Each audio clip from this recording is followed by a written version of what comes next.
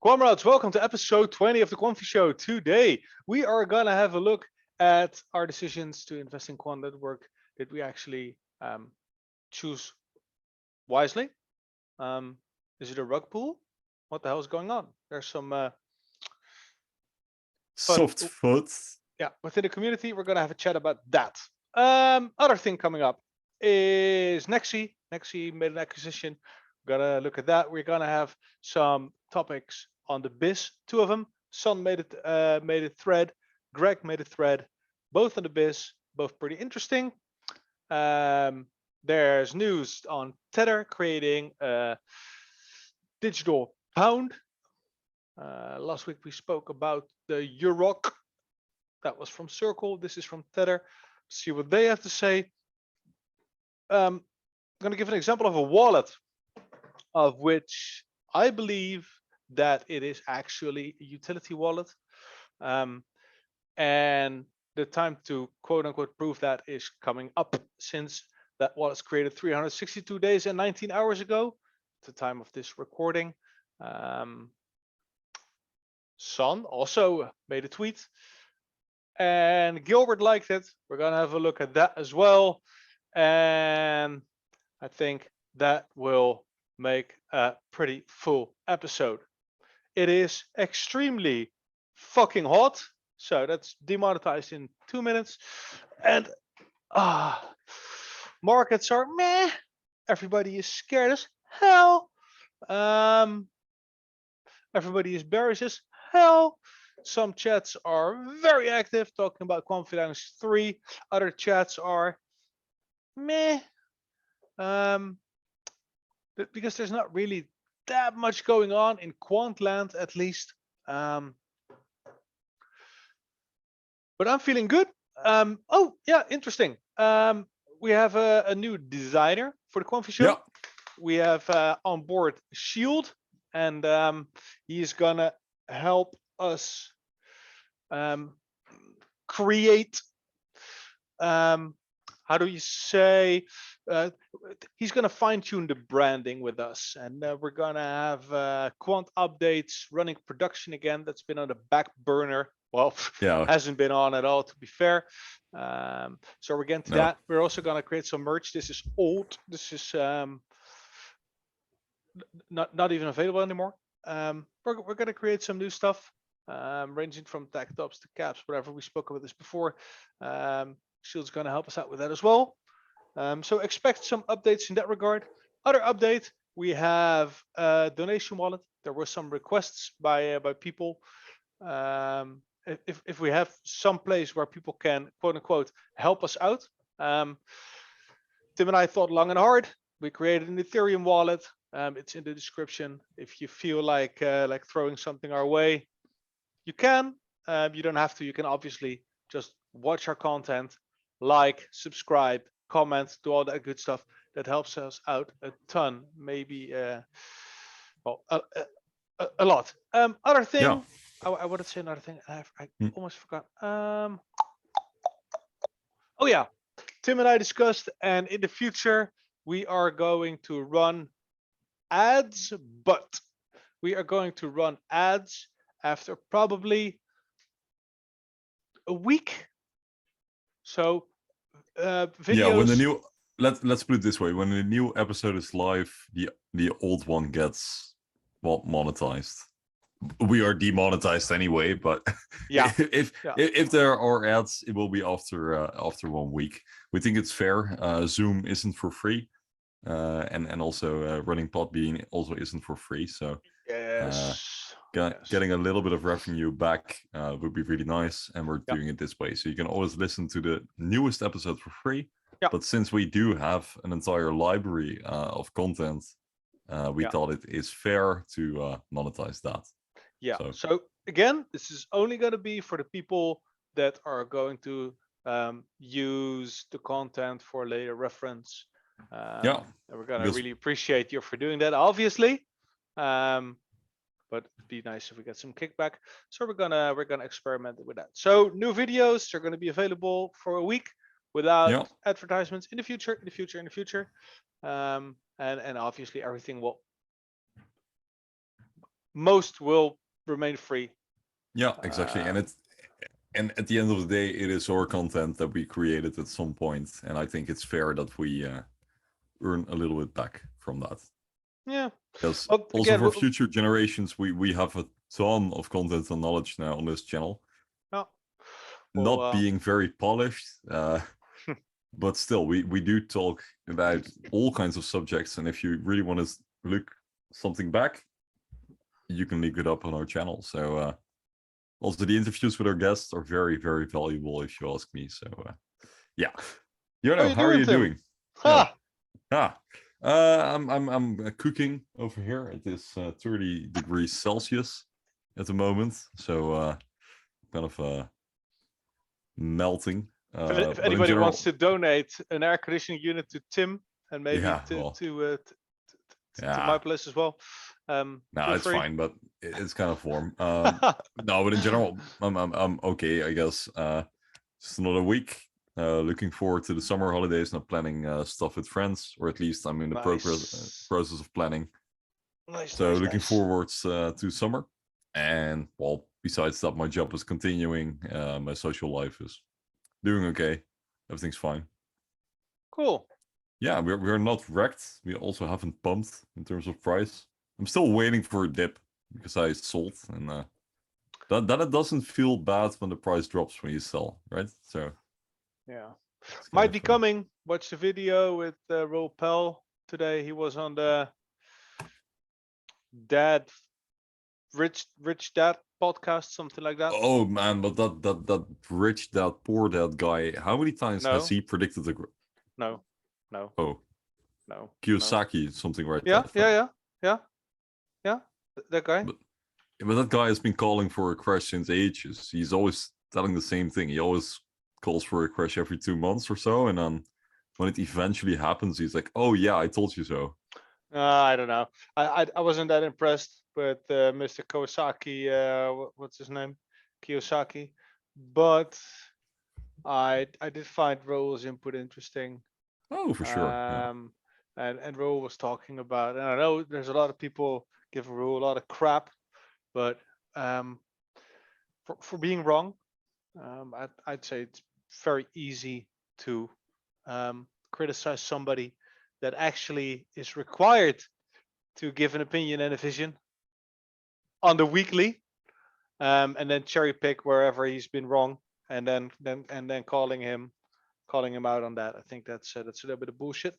But Raoul said, and this was recorded on May 23rd. It's not looking good. He spoke, and mind you, this is a month ago from the recording of this video. This is from June 22nd, 23rd, whatever. And he's like, yeah, there's another dip coming. Well, that one came. And his expectations are that it is very possible, and he didn't state it as much certainty as I am now, obviously, but 3 to 4 months from recording date, he expected things to pick up again for crypto and to flip bullish, and that was based on what happened with policy from the Fed in earlier crises, namely 2008, 84. The thing is, 74 and 47, and how the Fed then played around with rates and then flipped the money printer again. Yeah. So he's expecting that things will change by then. Don't know what it's worth. I just wanted to throw that out there. Yeah. I mean, it kind of makes sense, right? I mean, you always see things flipping bullish before the actual economy does, and it always flips bearish before the actual economy does, right? So I mean, the stock market always he was also under front runs the actual situation, so now it's looking really, really bad. Yeah, that's also what he said. And things will probably get worse, but at that point we have already bottomed because it is priced in, and then it flips bullish again. Yeah, that's also what he said. He said it is not as terrible as many people want you to believe, but it's also not as good as you might think. And It's I mean, the people that are vocal or that are screaming that everything is going to die, they are wrong. But the people that are saying, nah, this is just a minor thing, those guys are wrong as well. Apparently, again, Everyone is wrong. I don't know. What I do know is Quant, and I'm bullish. I'm still bullish, but there are some questions regarding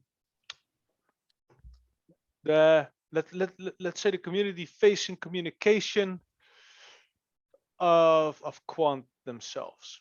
Ah, shit, here we go again. But I think this time we do actually put in some new sauce, to put it that way, because we have seen the team deletes or not deletes, but just delete the videos on YouTube. We cannot really find. Hold on. Because before we go there, there were a couple of things going on. Yeah, but what Tim is now calling out is true. There are a couple of things that are raising eyebrows. I'm like the stock market. I always front run you. Yeah, it requires a little bit of context, because what is going on, in my opinion, is that Quant has created a new website, and the last website we discussed 2 or 3 videos back. We actually looked at that in the Don video with Don, the story of Donnie and the DAO. There was a Q&A there, FAQ, and there was a mention of the token, there was a mention of community gateways, and there were all those things. So that was when the website was still like a gray, blackish with a little bit of orange and stuff. And now obviously they created a new website, and what has changed is that there's very little mention of community gateways. There's very little to no mention of the token. It has all become more and more a front page for businesses and enterprises. It is more focused on that, in my opinion. And what we're seeing, I think, at large, is that they are putting more of their focus in that direction in general, with their communication, with the way they present themselves in general. You also see tweets where they limit reactions to people that are being followed by them to prevent we all know what happened with Oracle. And that is also the point where it started, because there was a Zoom meeting with Oracle, or a Zoom webinar, like, what is that? Yeah, that fiasco. Yeah, 9 months ago. And there were people in the chat calling for Wen Moon. And worse, it was actually so bad that during the webinar, Gilbert came into main, nearly cursing that people should just behave, and that this is no way that people should present or represent Quant Network, because they're actually doing that. We're obviously not sure if it were actually Quant people or just other projects that are sabotaging. But who cares? Who knows? Who cares? No, but the general point is, the general point is that Quant just tries to professionalize their appearance and their everything, and that makes a lot of sense to me. But during that overhaul, a couple of things are done, and it is not clear to us why that happened. Fact is that it has, and here's 2 of them. I'm just going to show you guys. Toss in the gravy straight away. This is the YouTube channel, and this is obviously in Dutch, but it reads, "This channel has no content." Tim. Yeah. This is what you started with. Yeah, I do. I mean, yeah, they didn't delete the channel, but it also has no videos anymore, which is kind of interesting. to me, that means that new content is coming and they were just simply ashamed of their old YouTube. And I think they kind of should be, because, well, those videos weren't, it was just random stuff, random videos, random AMAs. There was no direction. It's kind of, it was kind of the Quamfy show YouTube. No, yeah, To be I don't fair, know. It could be completely overhauled. Our YouTube channel is arguably more uniform and organized than all their content was. What do I mean by that? Absolutely. We, for older videos, even tweaked, not for all of them, some of the comments, and sorry, not the comments, the descriptions and stuff, and we tried to get the logo the same everywhere across all platforms, and we tried to get all the content in a way the same, and on their website, sorry, their YouTube channel, but also Medium, everything was old. It was old, it was inconsistent, it was arguably unprofessional. Now, I think it was kind of unbecoming on what they are, on what they want to represent now. Yeah, exactly. It was literally like Gilbert just dropping videos from his hard drive onto YouTube and just shit posting them into the air. And then we have a second thing, and that is Medium, and that is quite interesting, because Medium used to be there, where they just wrote articles on well, their views on crypto, etc. And it's not there anymore, and we don't really know why. Because, well, to be fair, can I finish this? I mean, kind of Medium articles are kind of timeless, so I don't really see the issue of deleting them. And I'll leave it to you for the speculation. Because I don't know, I don't really have an opinion on it. It's just weird. Nearly all the articles that were on Medium were old and obsolete. There were still documents on there.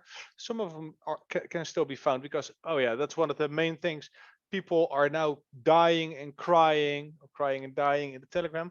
Oh, we cannot find a white paper. That is such bad form. If new investors come, they need to find a white paper. Well, if you, I Googled it here for you. White paper, Quant Network.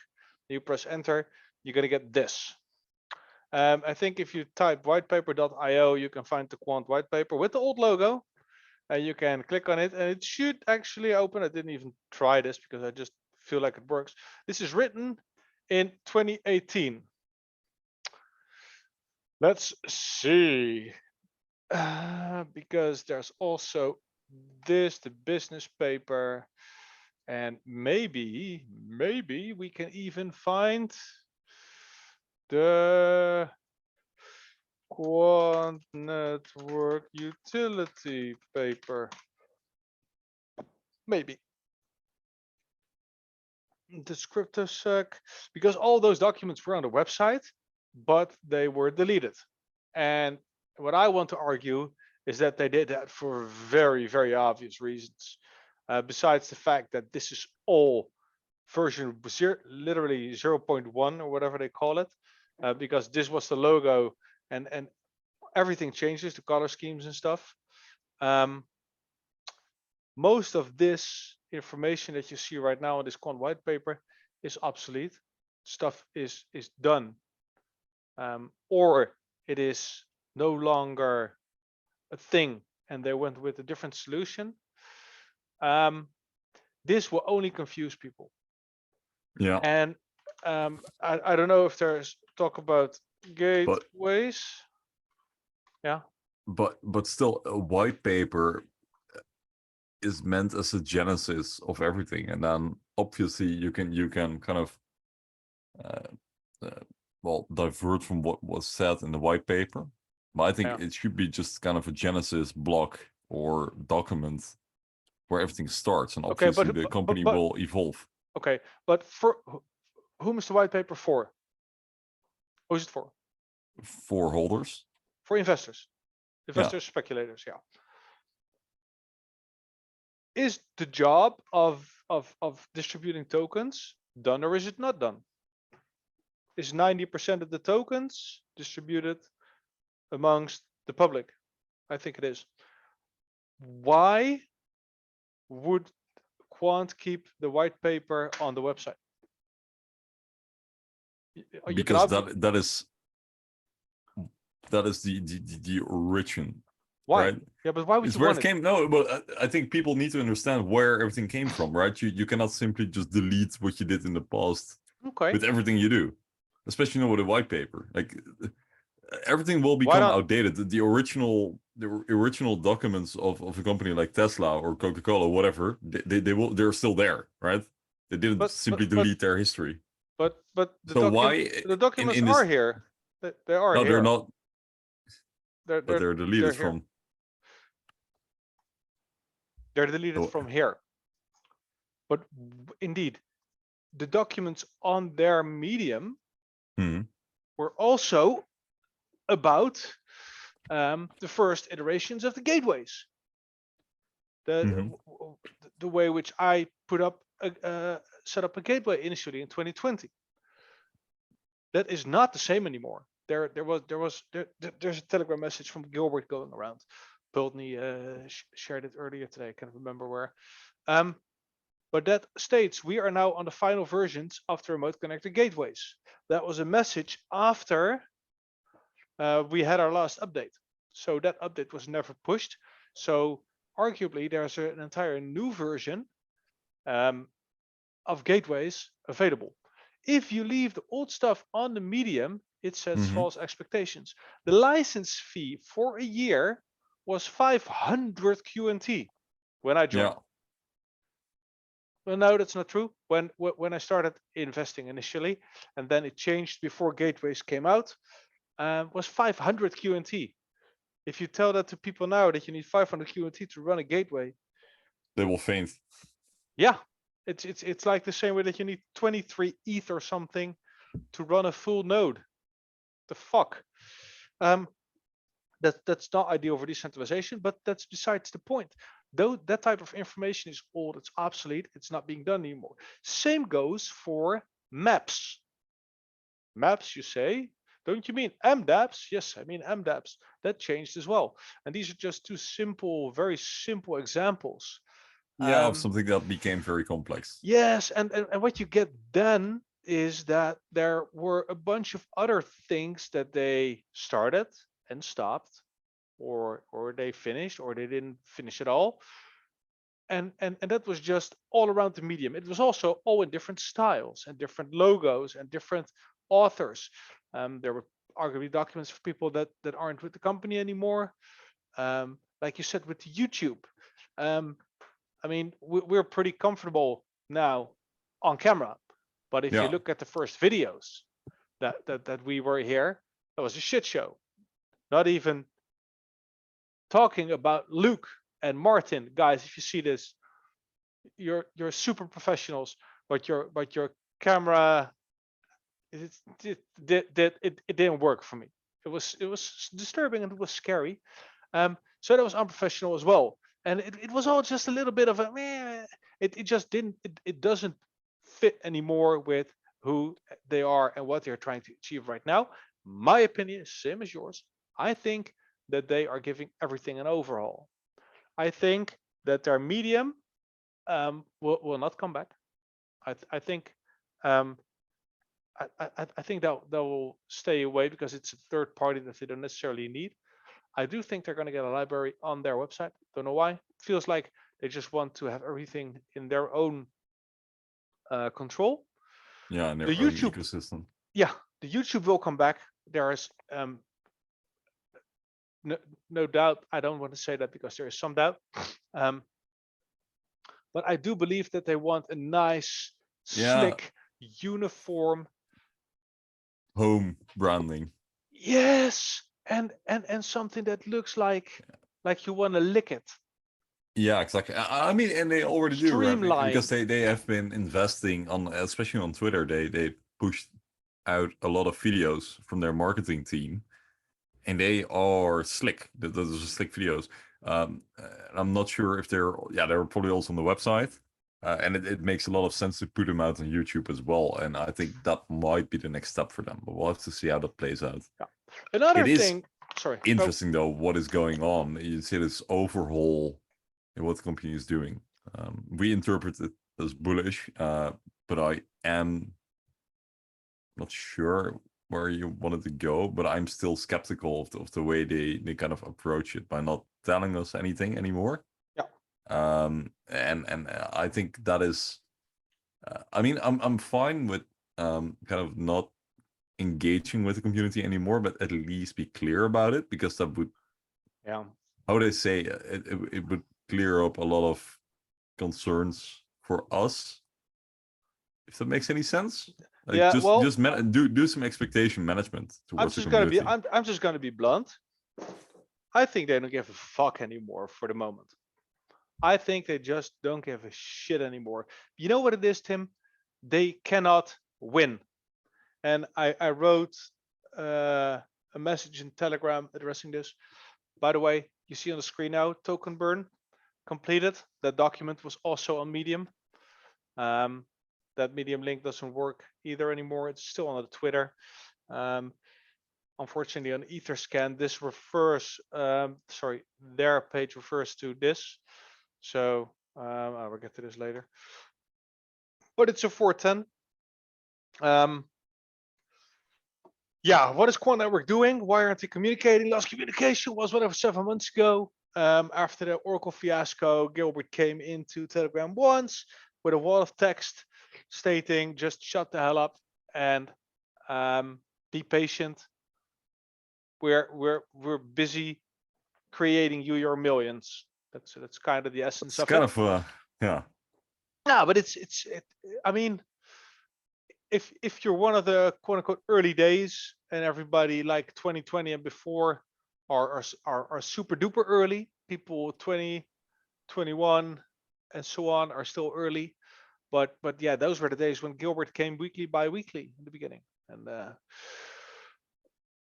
now the radio silence speaks volumes. And I do think for the moment Gilbert he can't win. And I do think that he's like, yeah, fuck those guys for now. Same with that they have a bunch of new front-facing employees, like the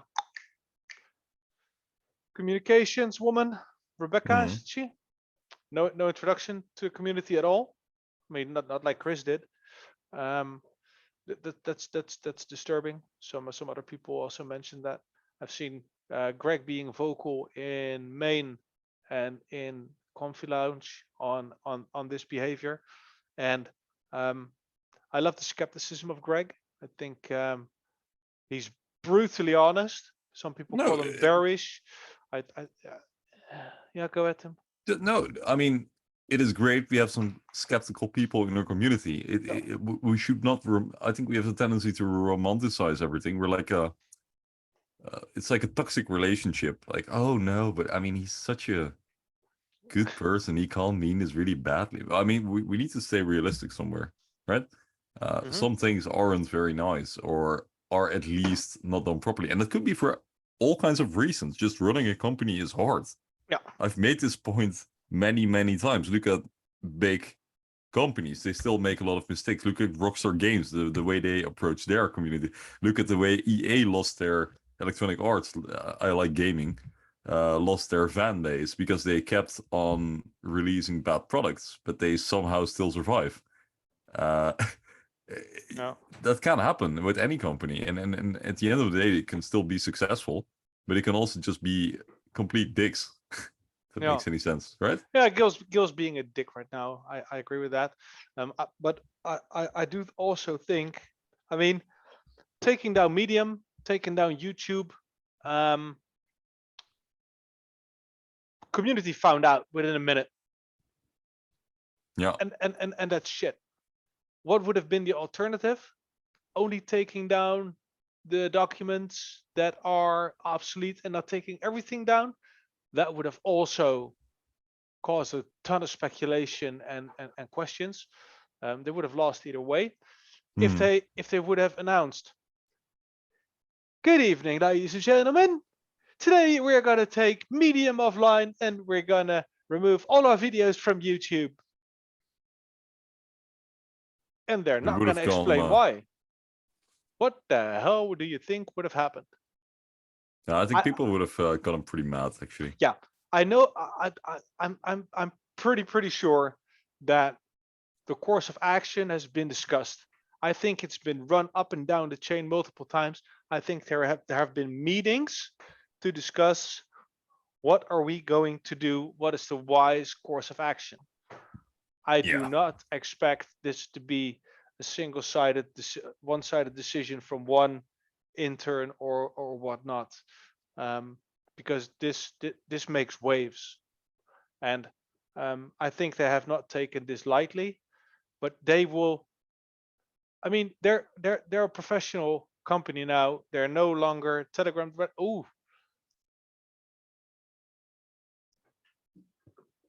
They're no longer no. I just had a I remembered something, and I'm gonna look that up to see if that's. Is it about main on Telegram? Yes. Yes.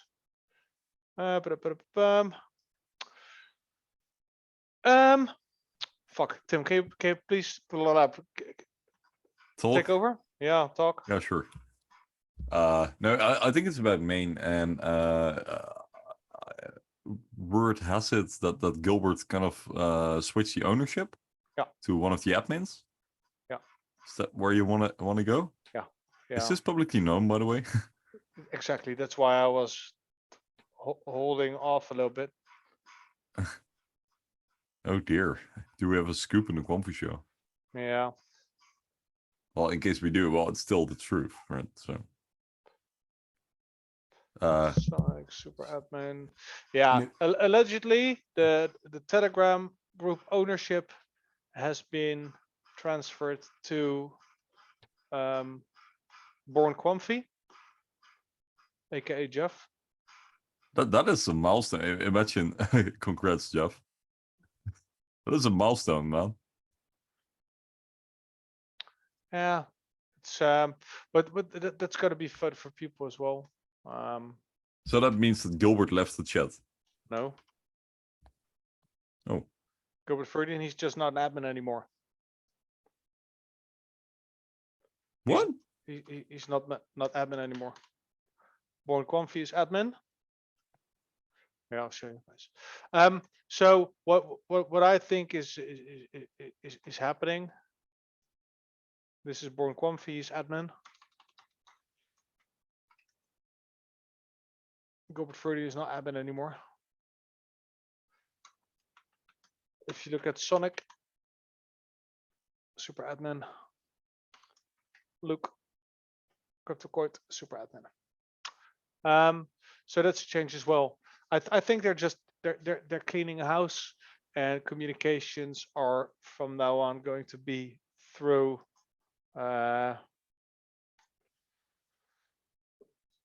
through the Twitter and whatever else way they're going to do this. Yeah. The days of asking the good old days. What kind of whiskey the CEO of Quant Network drinks are over. I never got an answer to if Gilbert has a dog. I mean, we will have him on the show someday. Eventually, we will have someone from the team on the show. Do you have a dog? No. Let's make this an objective, Jarno. What? Someday we will host someone from the team. Let's make it happen. Maybe. Maybe. Come on. Be a bit ambitious. Yeah. Oh, we can definitely try. I thought I asked Gilbert what the name of his dog was, or if he had a dog. Who cares? No, here. Yeah. What happened to those days when it was just, do you have any pets perhaps? That Gilbert was just chilling. This was somewhere in God knows when. Man, the good old days. No, but those days are gone. Those days are done, and we can only dream that will ever nostalgic. come back, but it won't happen. Nope. But they're professionalizing, and there's not much doubt that YouTube will return, that they'll make it more professional. I think Or the not. medium, We might die. yeah, now I think the medium stuff and all will be up again. Go to zero. Yeah, but that's the thing. There are so many people so insecure, and a lot of people, even OGs, are losing faith. I mean, if you look in Quamfy Lounge 3, my God, man, it's I mean, I sold a bit, not a lot, and I'm waiting to buy back in. But that is because of the general market. It's not Quant, it's the market. It's we can fix him. It's really like a toxic relationship if you think about it.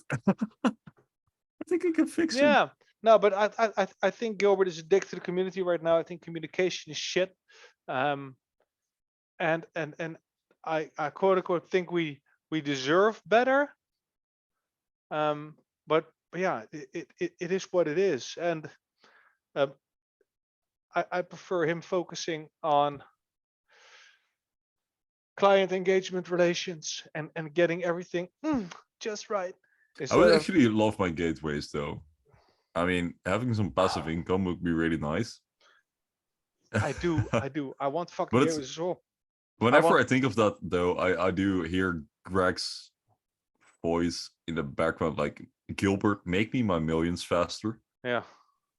But still, I would love my gateways. But yeah. Man, hey, okay, we've been kind of complaining the past 26 minutes. Shall we go back to a bit of FA? I'm really down for that. In the meantime, I'm gonna turn on the light switch here. So, NEXI acquire 51% of Alpha Bank's merchant acquiring business in Greece. This is old. This is August 4th. Why is this here? This is not the right article. Damn. No, but it is interesting though. Oh. Because, well, NEXI is huge. Yes. NEXI and apparently they are active in Greece. Yes. Which is NEXI nice. is obviously SIA, and NEXI is now bigger in Europe than Swift. Worldwide, Swift is still bigger. Yep. But Swift will, if they don't modernize, be obsolete soon enough. Okay, but yeah, there was something with NEXI, and that's where we're heading. What was the latest thing? Oh yeah, Italy. What did they acquire? I forgot. Oh shit. Okay, this is terrible prep on my end. I thought I put up the right tweet, but I did not. There was something with NEXI, and we talked about it in the Dutch episode, but then we got distracted by the fact that they have like a 51% share of Alpha Bank in Greece. And then we just started rambling about how great NEXI is. And at some point, I cut off Jarno. We went to the next topic. Circle jerk. Yeah. Where is it? So yeah, I'm scrolling to Son's Twitter now because Son shares everything. Son, you're a god to me. Yeah. It's amazing the amount of content he creates. The work and he it does. Keeps on going. It's like a never-ending machine of quality. And he's on vacation now, even. Yeah. He's on vacation. He's traveling. Impressive. It's ridiculous. Sheer madness.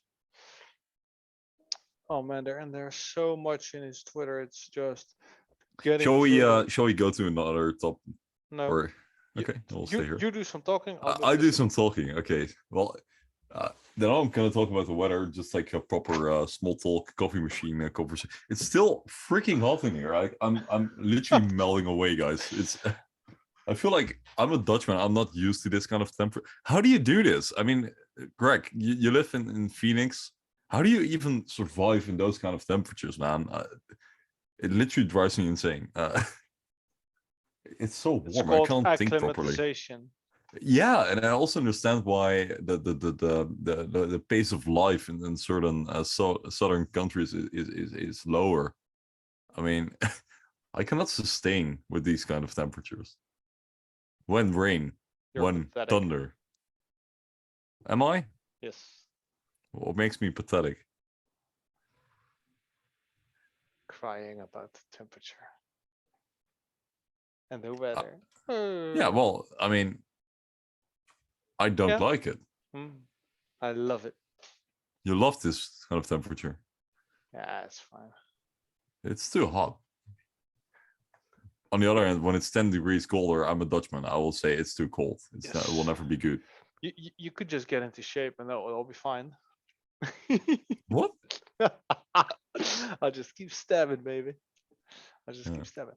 Now, I'm still looking for that something, and it's really annoying that I can't find the. Was that not by? All right. But there's now. Oh, Yeah, no, there. go, go. I mean, you ordered me to do some small talk, but actually, there is a cold breeze now entering my room, and it feels so good. It's like we are in a bear market, and you have this relief bounce. Like there's finally some hope. That's literally what's happening right now. It's this cold breeze entering my room. It's so nice. Okay. Well, did you find the article? Before Tim starts masturbating, I was about to talk about gaming, but I didn't find the article. Call of Duty released this new map on Warzone apparently a couple of days ago.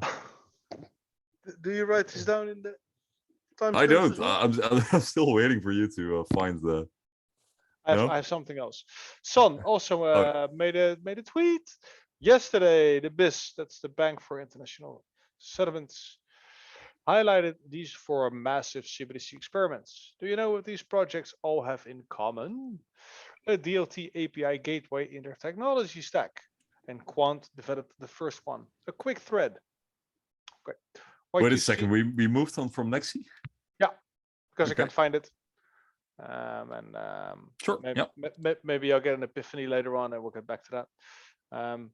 But in the end, NEXI bought some payment dude in, what was that, Croatia? No? I don't know. I can't remember. But Let's move on. It was 150 million euro deal. Yeah. So what do you see here? How do the experiments differ? You see here project Jura, Dunbarm, Mbridge, ILR2, and they differentiate between output, transaction type of CBDC, currencies, use cases, interoperability model, DLT, non-resident financial institutions, and the operator. Then you have 4 columns, so that's ILR2, Jura, Dunbarm, Mbridge, and it gives a bunch of symbols and some explanation. I'd recommend go to the video or look in the description, and you can find the tweet and you can look for yourself. This is too difficult for me to explain. I mean, yeah, pause the video, look it up. Yeah. Then there's the next tweet. The first end-to-end is, so that's network to network. Any to any. Yeah. A network to network. Yes. Oh. Interoperability protocol based on DLT API gateway is developed by Quant. Learn more about the categories. And there you see a screenshot from the Quant Network website, the old one. And it reads the world's first DLT gateway for business. Overledger will help you ensure that your business is ready to make the most of every opportunity, both now and in the future. Why? Because an API gateway for distributed ledgers, because as an API gateway for distributed ledgers, it delivers universal interoperability, connecting any system to any network or any DLT, old or new. And he quotes a tweet by just a tech guy underneath here. Let's see. And this is about the World Economic Forum. Recognizes 3 types of interoperability categories: cross-authentication, oracles, and the API gateway. I'll put this in the description as well. Make sure to also read up on that one. Son comes up with the examples here, and number 1 is Project Dunbar. Prototype developed by Jura on Quant Networks is the first paragraph 1.3. Again, look up this the screenshot. What's interesting is that a node on Quorum, and Quorum is a private, a permissioned DLT. DLT, yeah. And you see here bank systems. The bank system is made up of payment systems, core banking, and then an API gateway. Then you see a connecting line to a partior node, which also has an API gateway, and that is connected to a dApp. And it reads the Sarah and Quorum as well next to this. So Tim did a dApp. That was cool. So that's the API gateway solution, which Quant is one of the first ones to implement this. Son also quotes a tweet of his own. Project Dunbar, the multi-CBDC platform by 4 central banks in collab with the BIS, and Corda uses a drum. DLT. What's drum roll DLT drum roll. API gateway. Yeah, okay, yeah. Autism. So good to see that DLT API gateways that Quant pioneered is becoming the global interoperability standard. PS gateway tech supplier is unknown. So that's the first example. Examples number 2 and 3 are CBDC projects ILR2 and the back and forth to Mbridge. I do not know ILR2. Is that terrible of me? Me neither. ILR2.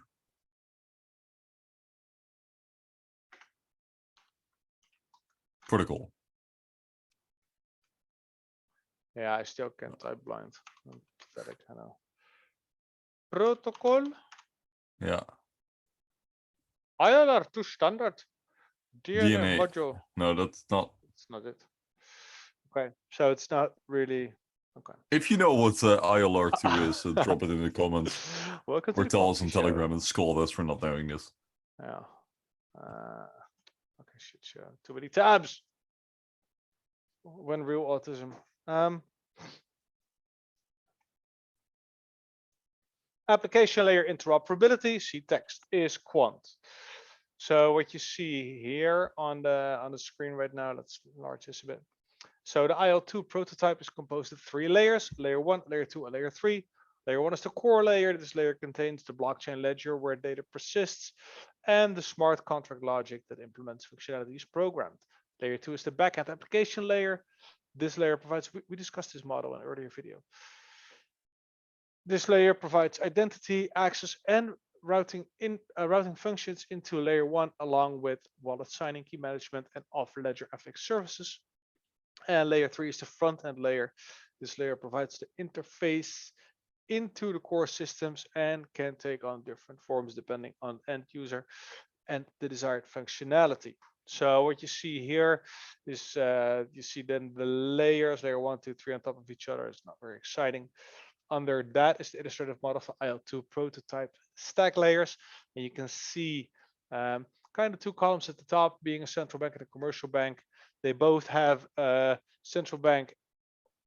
They have either a central bank UI or a commercial bank UI. So that's the user interface.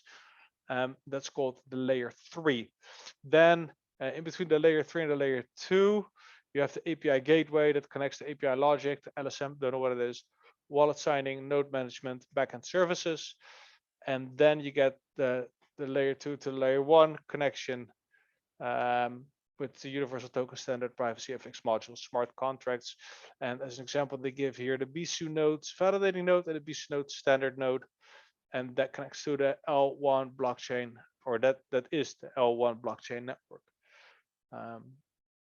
I did my best. I hope you understand. If not, links in the description. But this also is API gateways. This is obviously all about Quant. Very likely. Project Jura. Trial with quote unquote unconfirmed client SNB/SDX with the Bank of France. Well, judge the photos yourself. Okay, so I'm opening a picture. You see here Digital Pound Foundation tweet. Have you heard of Project Jura? Join us on February 24th to learn about cross-border settlement using wholesale CBDCs. And the entities that are tagged are Project Jura, CBDC, payments, banks, digital money, fintech, technology, hashtag crypto, hashtag blockchain, hashtag DLT, hashtag Accenture, hashtag Quant, hashtag Ripple. And Project Jura live webinar. You see actually a picture of the Quant, Ripple, SDX, RTGS Global, and Accenture logos. Yeah. Which is interesting. Then the next picture of this same tweet, you see Gilbert Verdian tweeting, great to hear the central bank panel at hashtag Geneva blockchain. The panel shared insights on CBDCs, progress so far, and their plans and thinking ahead for wholesale markets by SNB, BNS, and Banque de France. Looking forward to our upcoming meeting and involvement. So Gilbert actually telling us that they are meeting with Banque de France, Geneva Blockchain, SMB, BNS. For coffee. Yes. And then we have the 6th tweet, obviously.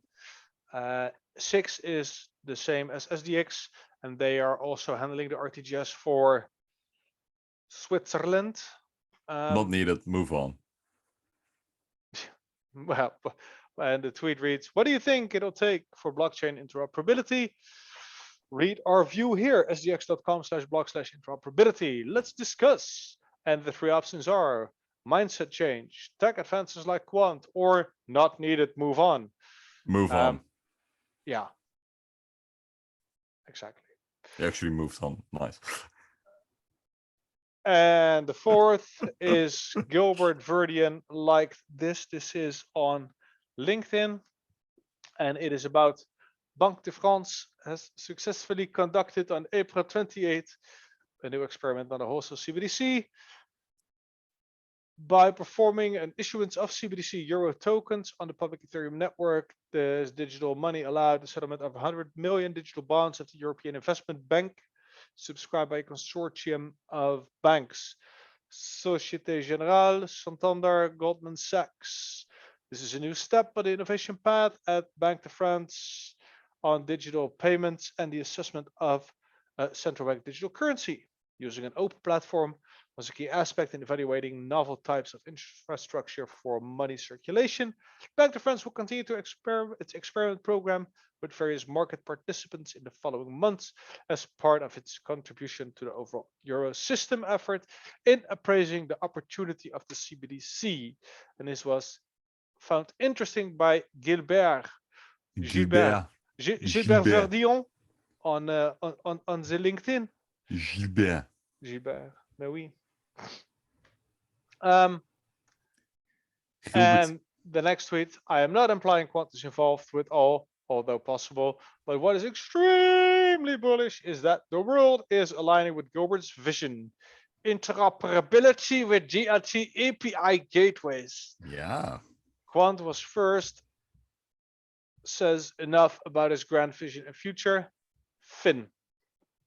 And I agree with Son. There's no way of knowing that Quant is involved actually with all of this per se, but it rhymes. And what is obviously also going on is Gilbert has been molding and prepping and lobbying and grooming for years, if not longer, preparing the world for this. I mean, Gilbert was in Parliament or in the financial whatever it was of the UK, can't remember the exact instance, talking about Bitcoin, the white paper in 2008, wasn't it? Yep. Assessing it. So he has been, by his own words, looking and thinking about all this stuff from then on. And Yeah, that's 12, 13, 14 years Yeah. in the making. Look at his resume or Yeah, I CV. mean, we don't have to tell the origin story all over again, but No, the definitely the not. But the all the he's been involved everywhere, so everyone knows him. yeah, exactly. And it's great to see things aligning and I mean, it's getting more and more obvious. A year ago, sure, we were kind of on the same information. It's not necessarily new, but we do see every now and then that the amount of evidence that this space, and I'm not talking about crypto, I'm talking about the DLT space and the networking space, is gradually but surely moving towards this notion that interoperability is actually the holy grail, and that's where we need to go. And then it is really great to see the notion of API gateways popping up everywhere. And then we might indeed not be the only party offering API gateways, but we are the first, the first company that offers it at this skill at such a high level of professionality. It's like cars. There's not one car brand, but it's still, if you were an early investor in whatever company there, you would make a lot of money, right? Yeah, they all use the same roads. They all need gas of sorts. Yeah. Or fuel. Let's call it fuel these yeah, days. it doesn't really matter which kind of oil company you would have invested in. All of them became big. Yeah. Yeah, not all of them, obviously, but if you did but makes it invest in one of the main ones, yeah.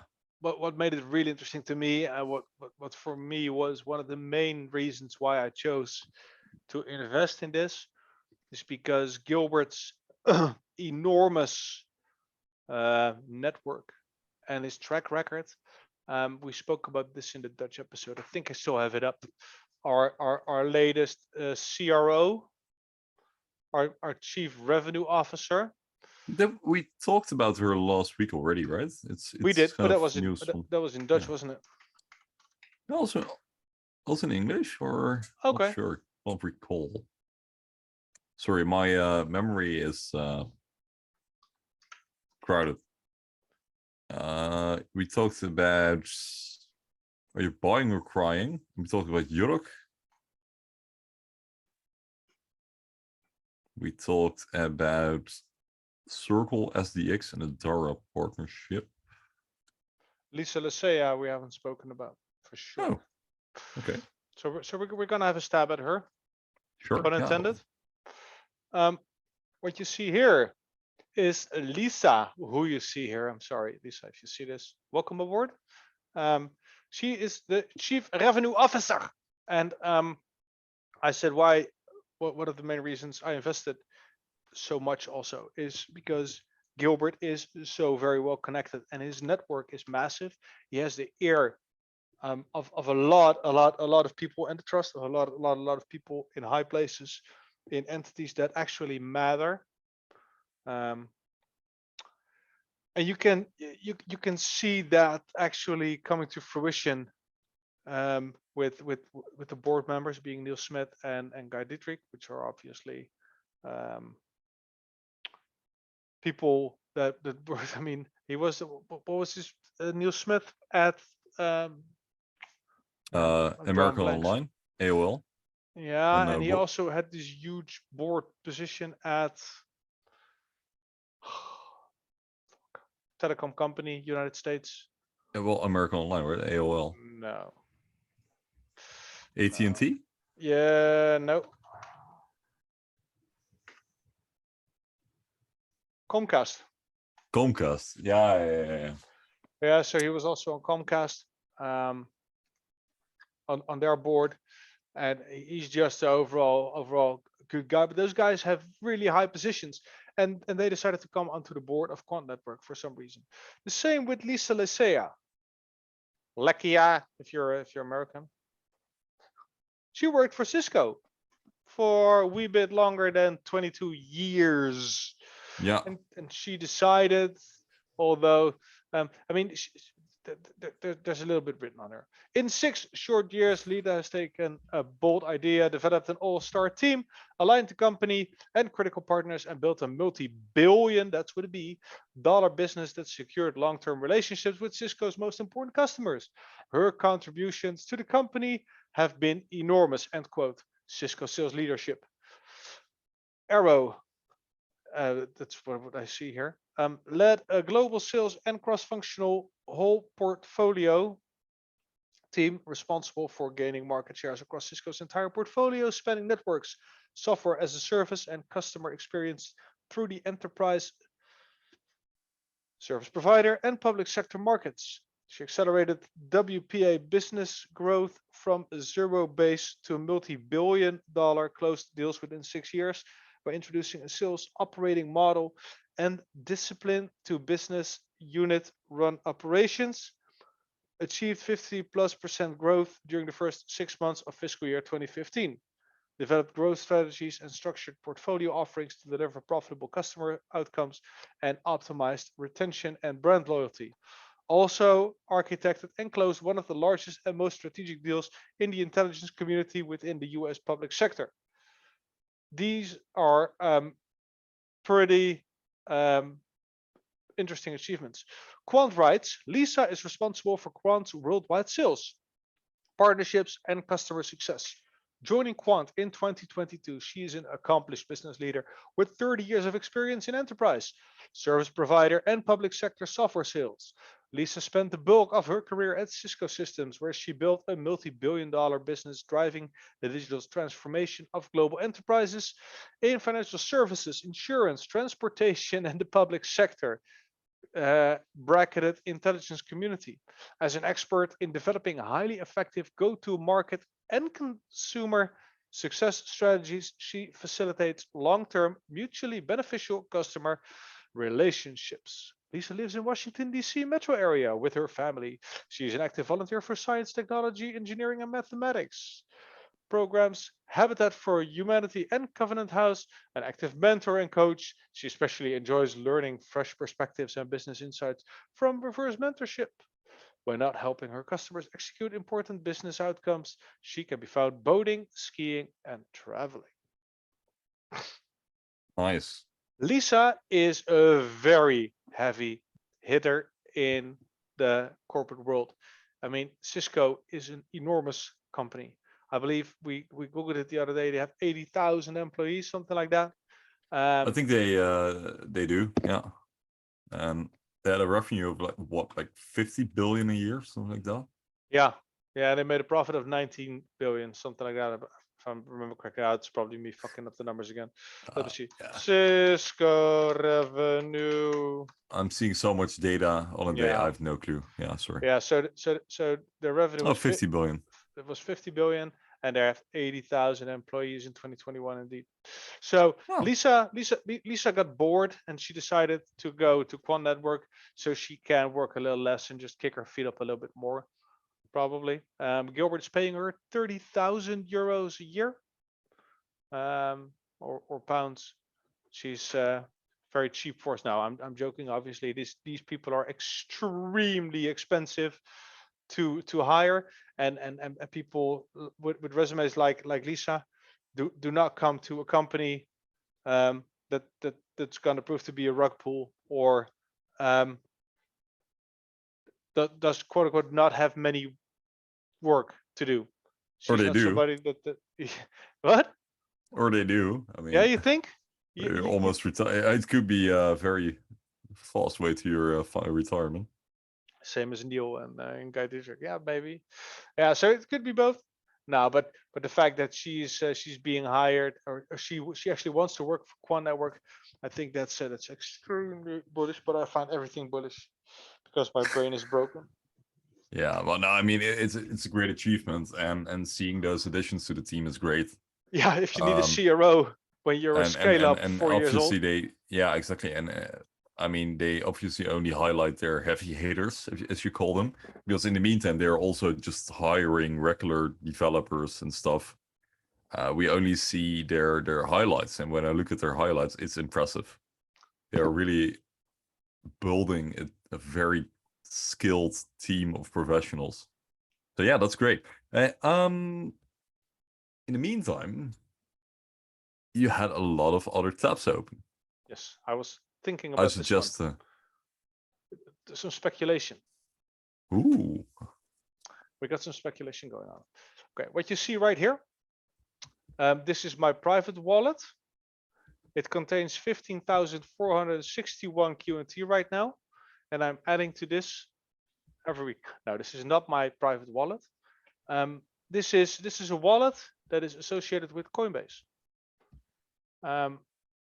This wallet has been created 362 days and 20 hours ago. Today, the date is the 23rd of June. And as you know, there are 365 days in a year. So in let's say 2.5 days, this wallet comes of age. It becomes 1 year old. One of the characteristics of this wallet, there is a ton of wallets like this. Oh yeah, by the way, guys, this is 100% speculation. You can see in. And the other page is also in. This wallet contains only QNT.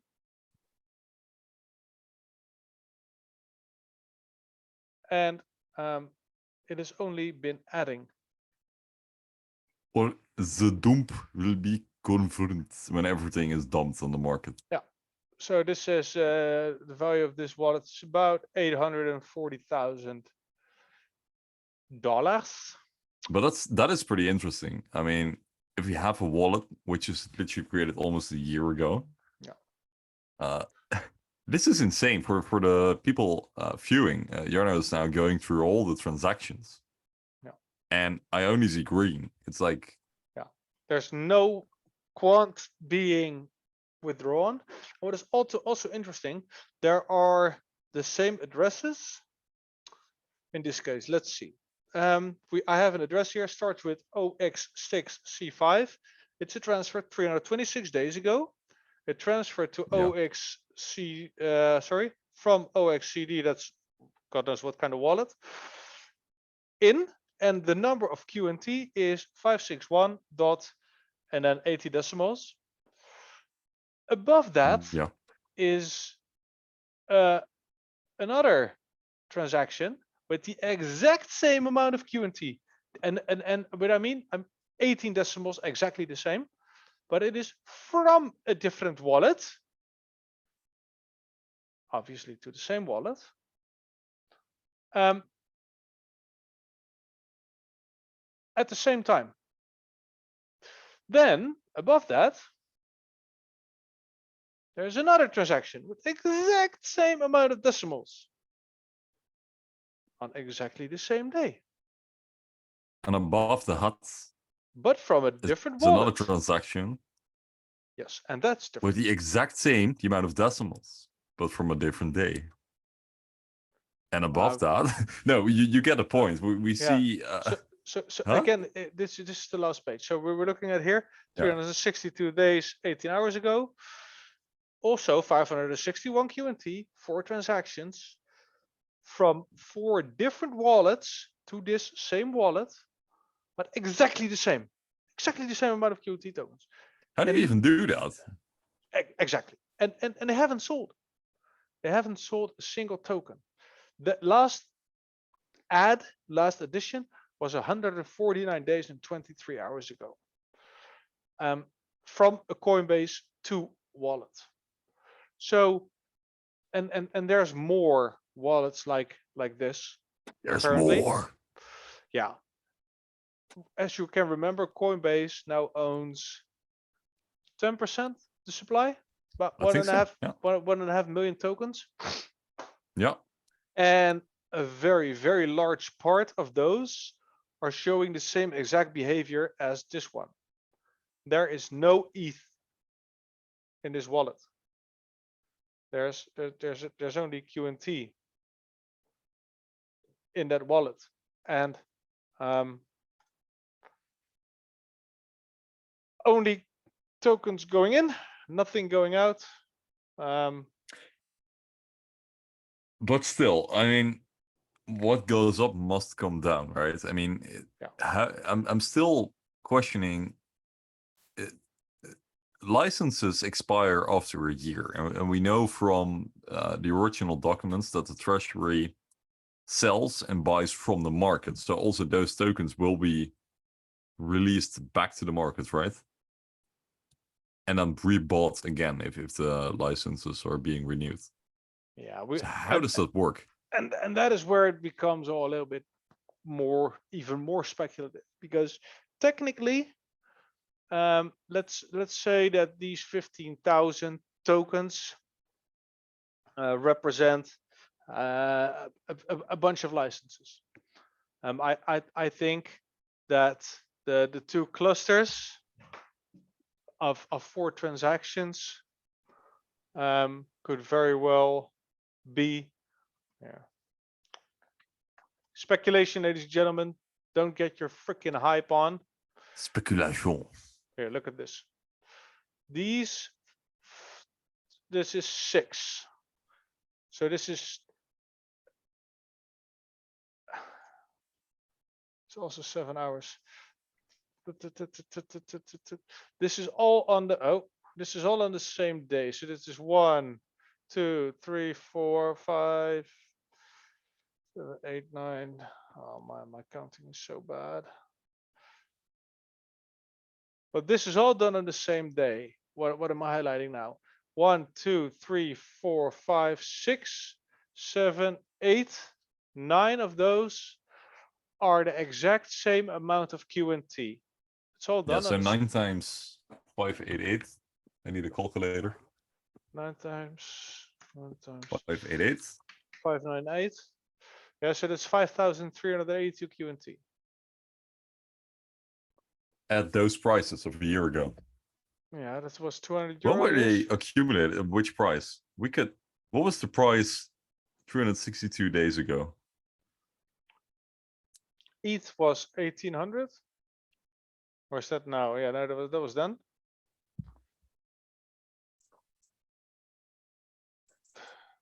Displaying current value 33,000. Yeah, you can look that up. Yeah, I mean, let's look it up. That would be fun. Okay. I'm looking that up. You keep talking. Yeah, it's June 26th, 2021 at 1 p.m. UTC. Okay, So I'll look it up.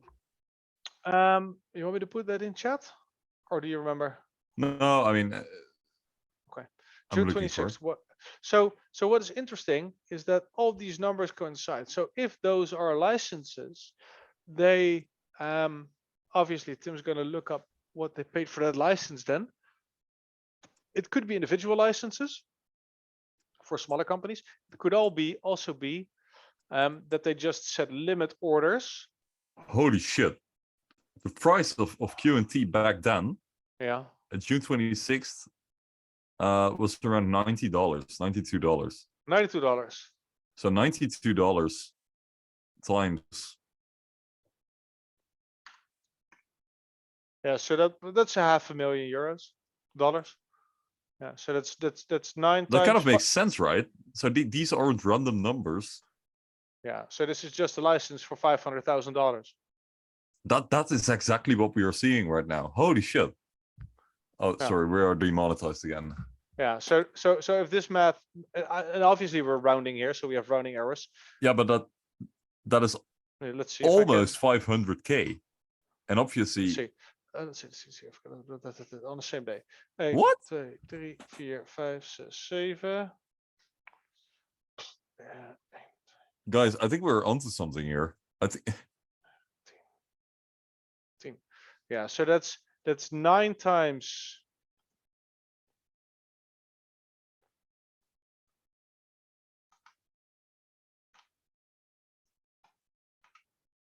We should put elevator music in the meantime while Jorna was doing his maths. Shut the fuck up, bitch. I think I can turn on scooter. It's even more. And how many dollars did you say it was? 92. So that's a total of $495,636. For the sake of the argument, let's put it at 500K because, well, yeah. There was obviously, also I left out a wallet with 102 QNT. yeah, and for the sake of the argument, obviously 92 isn't the exact price, right? I mean, the price fluctuates during the day. Yeah, so you need to add 10K. Yeah, that could be. I mean, the price fluctuates. Yeah. So for the sake of the argument, we see a literal transaction for 500K. Yeah, or 500,000. So let's say that's a license.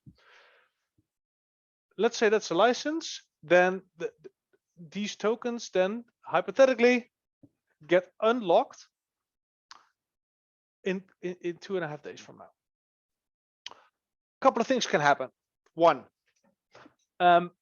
Gilbert can decide he needs money and dump these tokens on the market, and then he's going to get half the money that he spent. He can also, let's say that this license get renewed 1 to 1, then if that license still costs 500,000 at current prices, he's going to be needing twice the amount of tokens. Yeah. So there's not 5,000 tokens being locked, it's going to be 10,000 tokens. Yeah, that's exactly what will happen. So even if he holds on to this, which I think I would do in his case, then he still needs to quote unquote market buy, as he did here, 5.5K tokens for this license. And if we scroll down a little bit, you can see 362 Can we days. just dump the price massively, guys? Sorry. 3, 4, 5, 6, 7, 8. He also has 7 times 561.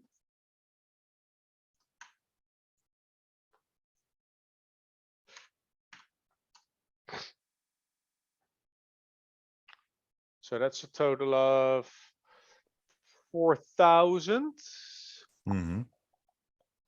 Because I'm leaving out 155 here.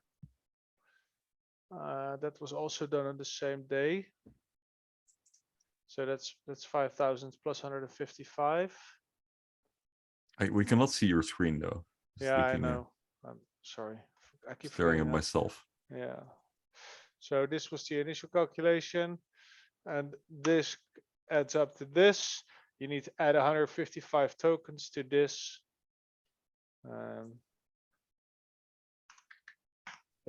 So you get the 4,086 tokens.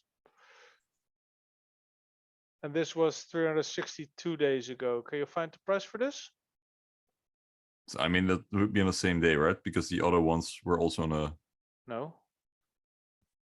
There were 362 days ago, and the other one was 7 hours and 18 hours ago. Oh, yeah. Yeah, okay. So that's roughly the same. Yeah, okay. We can do the calculation with another transaction, right?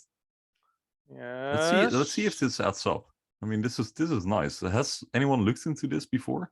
Probably. I'm not that active on Telegram at the moment, so yeah, probably. So what's left then is I don't have the other wallets handy. But 5 hours, 7 hours. We can just look at a sequence and then see if it adds up to a round number.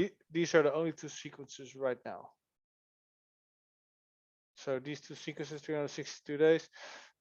These are all different. This one is 500, so this is 1,100 tokens. So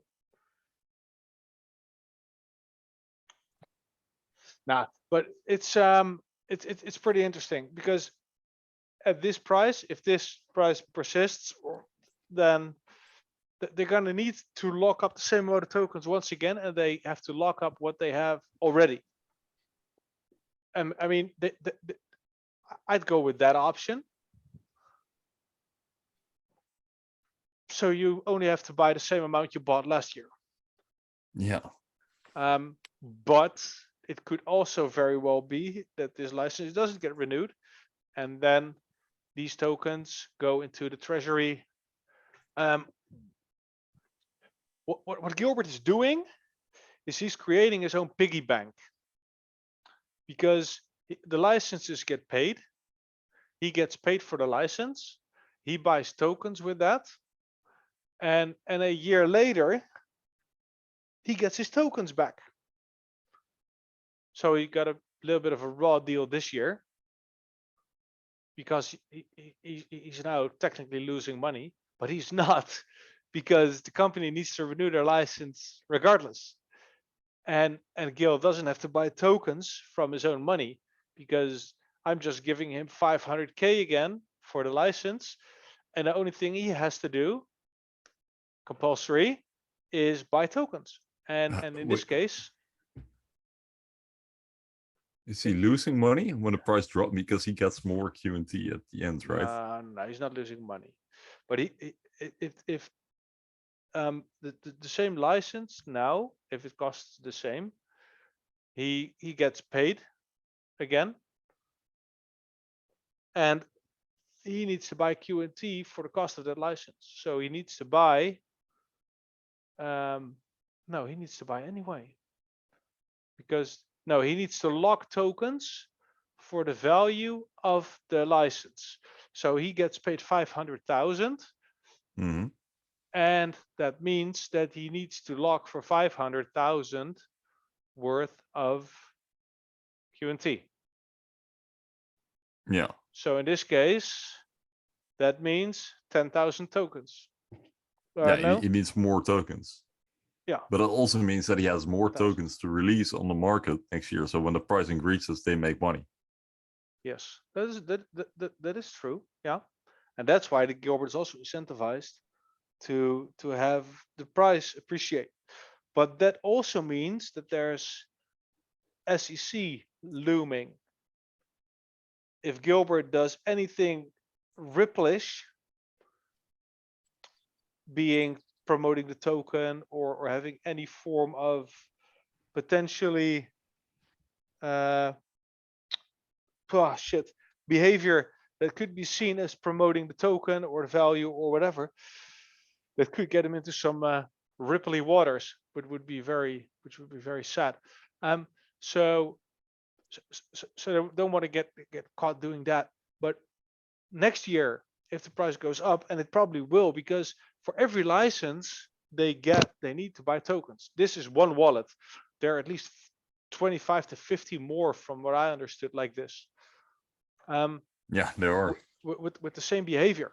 And again, no ETH, linear buying, same amount of tokens, and being transferred from different wallets. But next year, when it gets unlocked, even if he makes a profit, he can throw it on the market and then sell it. But if more clients come in, it could be very beneficial to keep all these quote unquote cheap tokens locked up, because Gilbert is also doing his DCA, because he needs to lock up an amount of tokens based on the euro or the pound value. And every time when he sells, he needs to buy back. Does that make sense? Yeah, it does. I mean, they do have the incentive to increase the price. No, they don't, because they have to buy for the value of the license. So the price when they buy doesn't matter. The price when they sell, quote unquote, does matter. Yeah. But since there's a supply and demand thing going on, expectation is the network will grow exponentially. So every year over year, there will be more clients, i.e. there will be more tokens needed, there will be more tokens locked. So there will always be a demand for the token. Of course. So yeah. Selling can be beneficial, but that will take some time before some equilibrium is reached. Eventually, the supply and demand will just flatten out, and the same will happen with Bitcoin. And eventually, there will be like what, 80% of QNT tokens locked, simply because enterprises, if a solution works, they're not going to change Interoperability solutions. I mean, if it We will works be in, scolded by future generations. Oh, those millennials. Those freaking millennials just not moving. yeah, no, but it's Their DLT. It's outdated. yeah, no, but it's interesting, and we'll see, obviously, how it goes, and it's all speculation.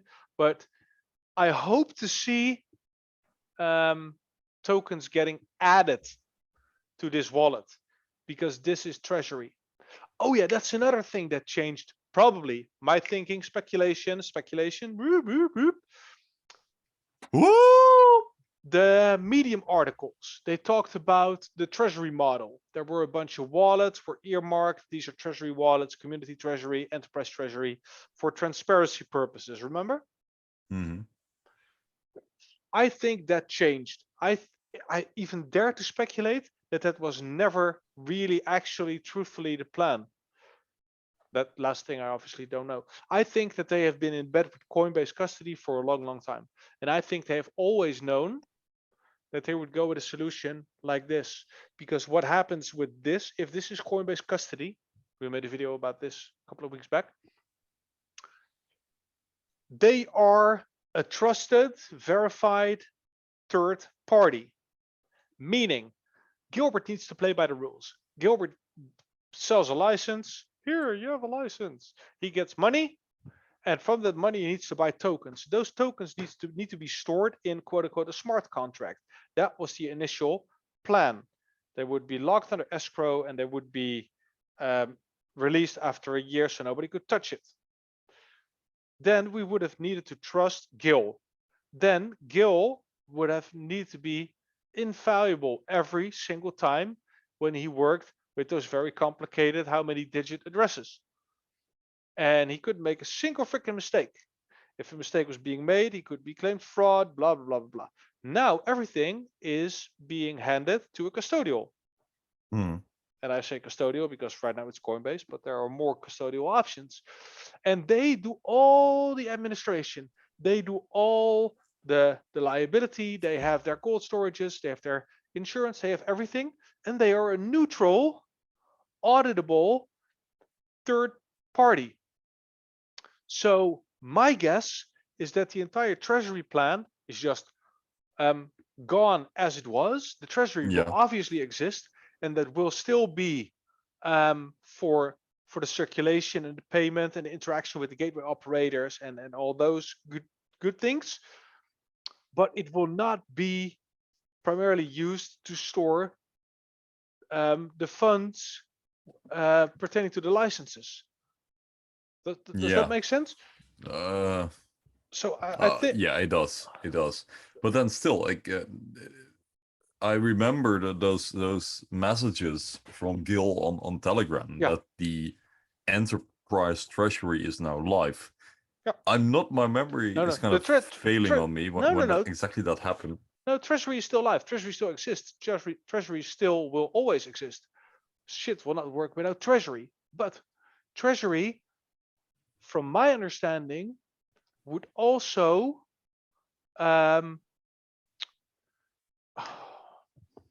all this traffic would go through treasury, and there would be wallets where the lockups would exist. So there were addresses, and from my understanding, I'd probably misunderstood that from the beginning. All the things you see here, let's say this is actually licensing. From my understanding, this would have been visible in the treasury wallets, in the enterprise wallets, or in the community wallets. Same with licenses for the developers and the remote connected gateway operators. I thought that would be all that all would be visible on chain, being badged in a public thing, but labeled treasury. But it's not.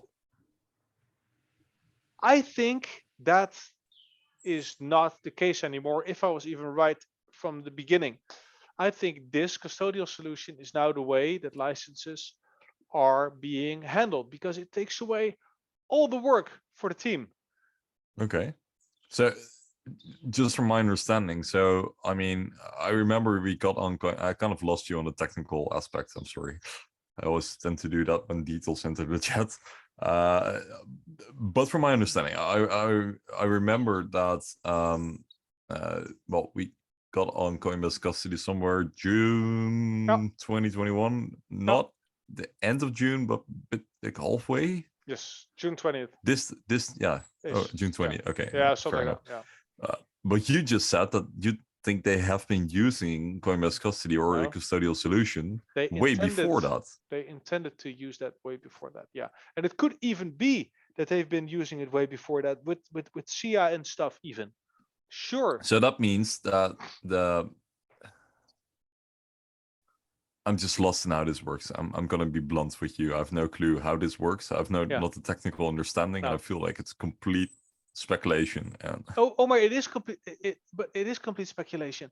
But what I'm willing to argue is that Lecea and Gilbert stated that has been paying for a while, and others have as well, and we never knew. We've never seen tokens getting locked or whatever. And this could be a way for Gilbert to be compliant with authorities, because Gilbert obviously needs to do his taxes. And with Gilbert, I mean Quant Network, and they need to show what happens with monies and what happens with God knows what. They also probably going to get audited for whatever they do.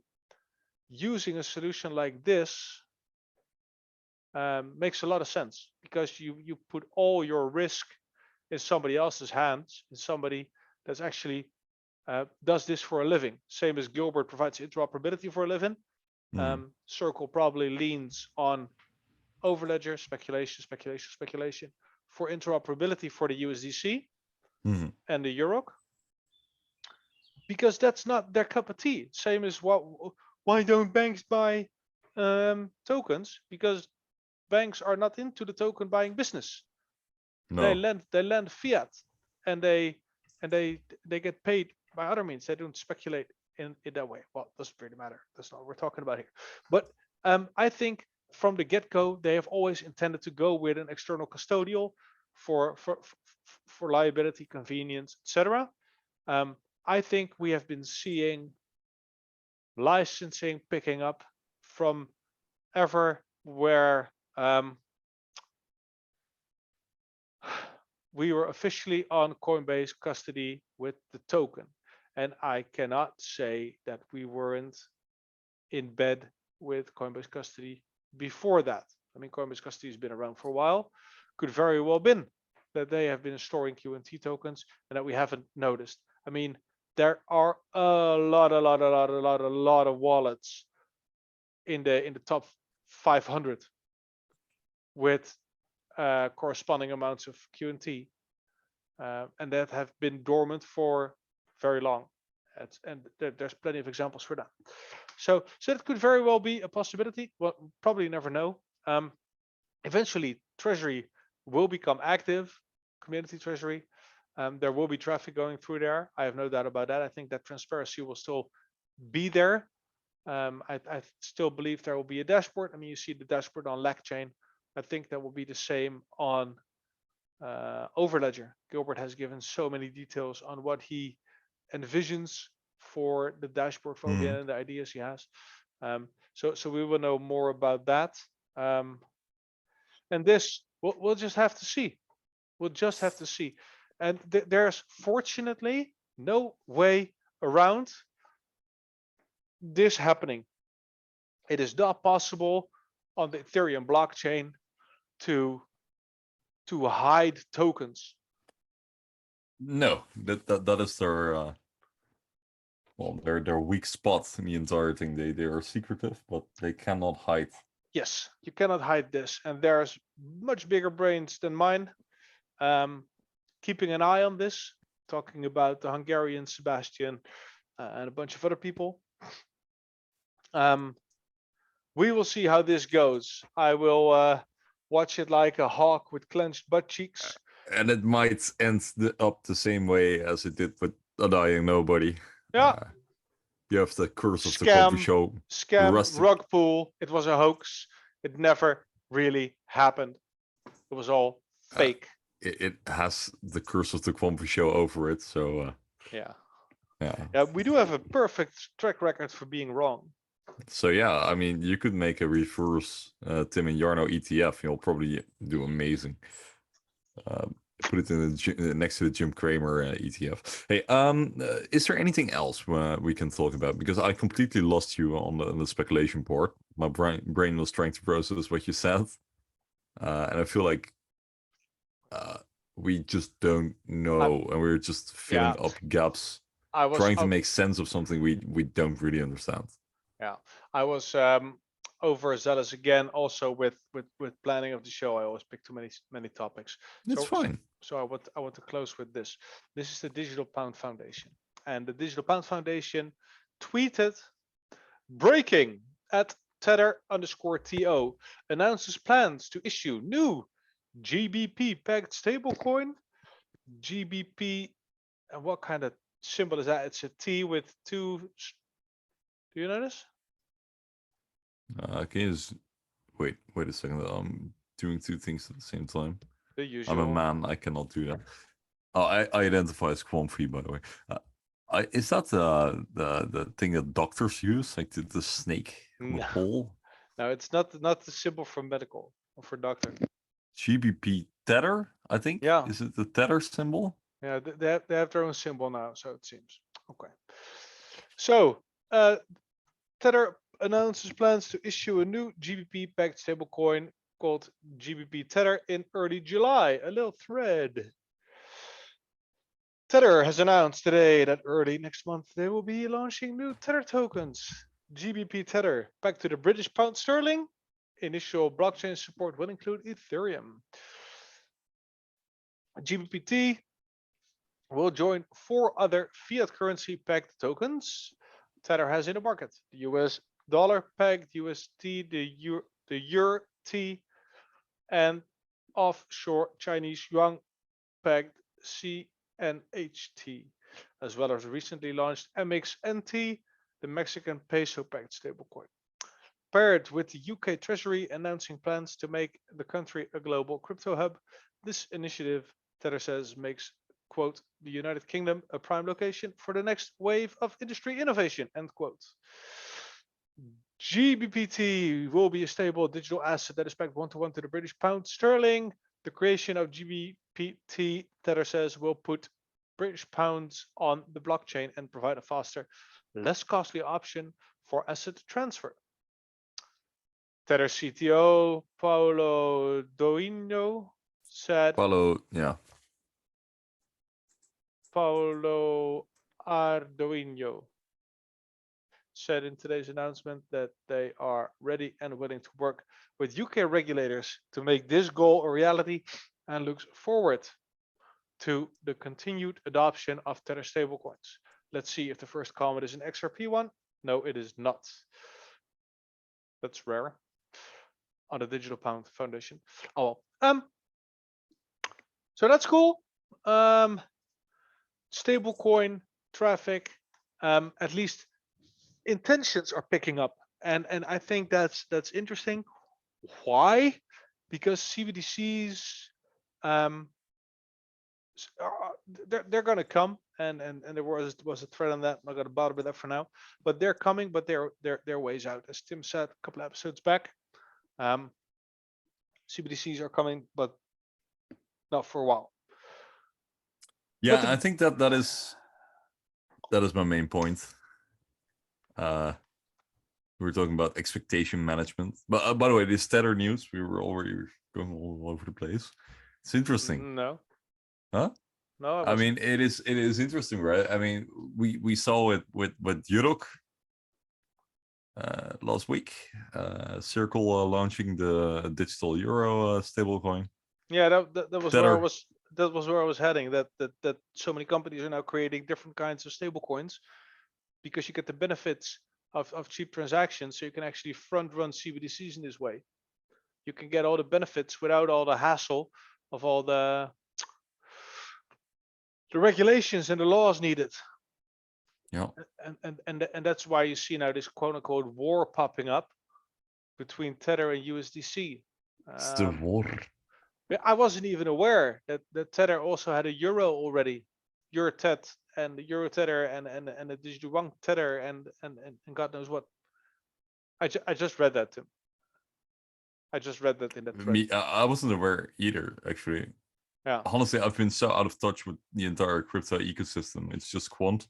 I see Bitcoin and Ethereum, and I don't know about stablecoins. Oh, they have a US dollar, euro, and even the peso. And the same is obviously going on with USDC. What's interesting is we obviously suspect USDC from being an MLT. It was in the title of the last 2 videos, one in English, one in Dutch. Yeah. So I'm curious to see if Tether achieves the same. I mean, the benefit of being Quant is that you prefer going with the white label solution. So technically, they could sell both to Tether and to USDC, and not give a damn. And that makes it also really interesting. But yeah, it's the war of the stable coins, I feel. And this also, I mean, since those companies are actually engaging with this, there is demand apparently. And there will not be very much demand from us speculators. I mean, we always stroke our own egos as crypto folk, think we are so important and we are so special, but we're not. Banks, companies, reputable companies are actually looking for ways to legally but cheaply and quickly send money cross border in large volumes. And right now, if you do that by wire transfer, it's going to take you 5 to 10 business days and it's going to cost you 5%. And you say, 5%. Yeah, but if you need to send $1 trillion, that's a lot of fucking money. And technically, you can send $1 trillion in XRP. XRP solves this. In GBPT, and you just pay the network costs for that moment, and the value of the doesn't kind of depending on what kind of solution you choose, doesn't really matter, and it's instant. It's with the speed of light, like 300,000 kilometers a second. Fuck XRP, dude. Fuck XRP. Those guys, my god. No, I mean, yeah, sure. Stablecoins, nice story, and we'll see how it develops. We'll keep you tuned in, right? Well, you are tuned out. Yeah, I am. The thing is, like, nice that we have more and more stablecoins, and it's just a development we will see involved. Still curious with Tether. It still feels Wirecard fishy to me. I'm not parking my money in Tether. It is there something is fishy about that company. I don't know what it is, and you could call me. You have these people who are called like Tether truders, I think. They're looking for everything that's wrong with the company, but it just feels so wrong. And all my how do I say? I just have this feeling. It just doesn't feel right. It just doesn't sit right with me. So that's the way I'm staying away from it. I understand. And that's what they call reputational damage. But I think as soon as they get some sort of UK government on board or endorsement or bank endorsement, I think that will change. I don't know. I have no business with stables. We are from the Netherlands, so taxable events are a non-existent thing for us. We can go to fiat whenever the hell we want. So there's no point for us beside trading being in stables, and especially not dollars. My god, man, can't imagine being in dollars. I'll buy Big Macs, put them in the freezer instead. Yeah, no, I mean, I have nothing to do with stables either, except for when I'm trading. But an event like we saw with US Terra, that could be kind of catastrophic if that happened again. Why would you bring that up? If that something like that happened to Tether, we will have an issue. Yeah, I'm not I saying it agree. will happen, but I do say that when that happens, If we will see some kind of panic. We will. if it happens. Yeah, sure. I mean, but I don't know. It feels fishy. I'm not saying it will happen, but I'm also not saying it won't happen. Yeah. For a very simple reason that this market is completely irrational. Hey, we talked about this. Is there anything else that we can address? I don't do really viewers questions anymore because every time I'm just busy and then I forget to ask the people what they want to know from us. So I can't bring up that.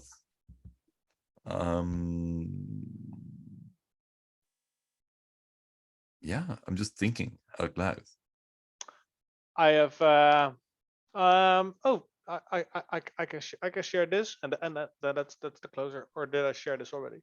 It reads, didn't even tag. They are watching. This is Son, by the way. Hyperledger Foundation. Son tweeted, BIS Innovation Hub London and Bank of England invites companies to advise them on CBDC API ! Prototypes. Project Rosalind is going for a two-tier model, EYES, the same model Quant is implementing with the International Development Bank and LACchain. See embedded tweet. I'm sure Quant got an invite as well. And Gilbert apparently liked that. Yeah. It's just interesting. Yeah, Gilbert is liking around. stuff. Yeah, it's the activity on Twitter is still unchanged. The Telegram stuff has changed. Expect Gilbert not coming back in Telegram. Expect utility more. I think I do. Always bullish, and this is not financial advice. We are two freaking monkeys with a microphone and a keyboard. Yeah. We love you guys. Yeah. We love you. We love you guys and girls and comrades. Yeah, Tim and I had a talk. Our gender is Quamfy. Our sexual orientation is Quamfy. Yeah. Yeah, true. It's really modern. It is. Let's not go that way. Yeah, we can. sure. We can do something with the merch and this direction. Oh Okay, yeah, sure. I mean, but not turn it into a political shit. I no. don't want this to become the third launch. Fuck politics. Yeah. Yeah. I mean, thanks for listening again. I kind of zoned out at some points, just for the sheer level of detail we were going in, and the fact that I cannot really make sense of the story at some points. And I hope that when I listen it back, it will make sense. It might not. And I think everyone is still looking. Everyone is still searching. And we did find, to summarize, one very important thing, and that was that the amount of QNT tokens that were being locked were not random. That wasn't a random amount. That was literally 500k of QNT being bought. Yeah. For whatever reason. And we will see in a couple of days how that plays out. And I think that is one of the most valuable takeaways of this episode. Yeah. What's not? Quant updates will be back. I'm going to reboot the machine because we finally have a designer who does exactly what I need. Does exactly what I want. So I can finally, let my creative mind do whatever it needs to do on Instagram. So that's great. I will bump up, obviously, social media presence again. It's just time to restart the engines. Yeah, that's good stuff. There's a lot of stuff coming. We have new people on the team, and we won't go anywhere. We will stay here and provide you with content, and the thing is developing. Yeah. So yeah, we're still here, I guess. We'll see how it goes next week. Yeah. And that's it for me for this girls week. for watching. and listening.